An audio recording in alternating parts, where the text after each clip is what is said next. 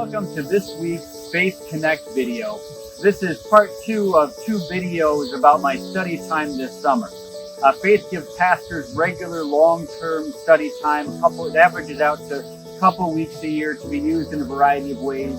Some churches do this every 6 or 7 years. A pastor gets 3 months at a time.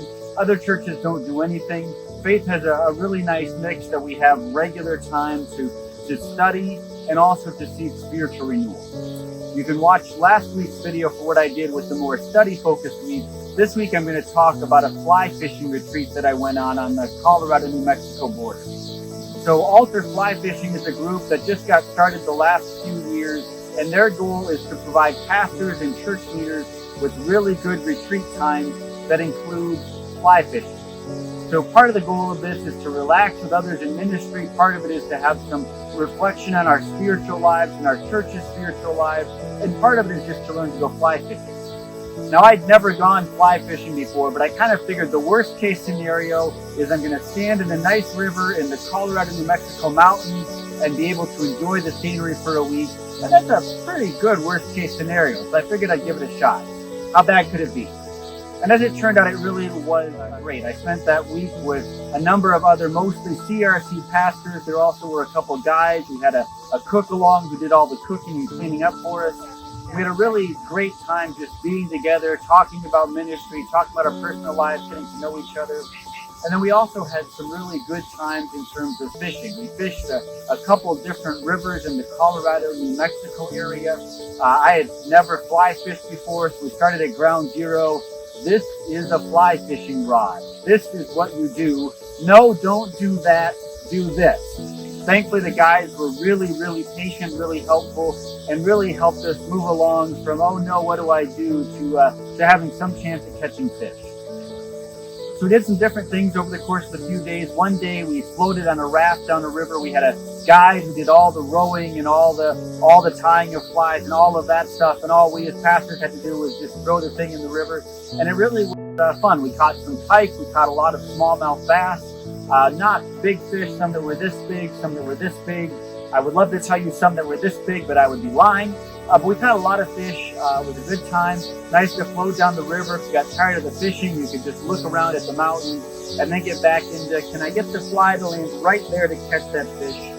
The other days we went to a mountain or a river higher up in the mountains, a really nice mountain valley. We just walk up and down the river trying to figure out where the fish were and how to catch them. There we caught a bunch of cutthroat trout. They look a lot like rainbow trout, but if you flip them over by their gills, they have this distinctive red striping. And apparently they're only in a couple rivers in kind of that area of New Mexico. So it's kind of, I guess, a mark of distinctiveness that I've caught cutthroat trout. Who knew? But I really enjoyed the challenge of learning to fly fish. It's been a while since I did something that hard that I've never tried before.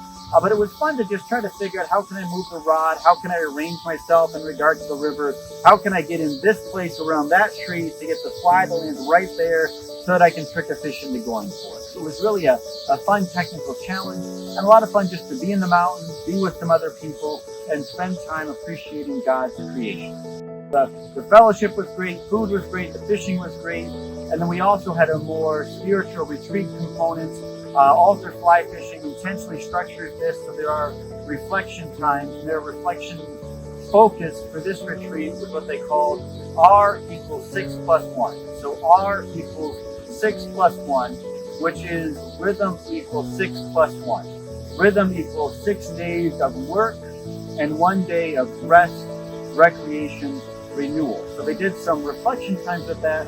And then they asked us as pastors to really reflect on how we as pastors are pursuing Sabbath. Do we have days of rest, and not just days off work, and not just days of worship, which often are work for pastors, but do we have regular rhythms in our life of appreciating the gifts of God, focusing on personal renewal, and really just being God's people and not functioning as ministers all the time?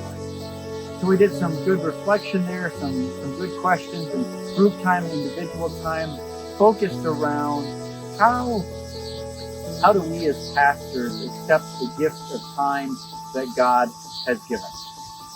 Often, and this is not unique to pastors, but often we're so burdened with so many things to do that we forget to take rhythms, forget to let God be God and run the universe, and just enjoy what He's given us. So it was a good time to reflect on that, to think about my own personal rhythms and think about how I could incorporate R equals 6 plus 1 in my life.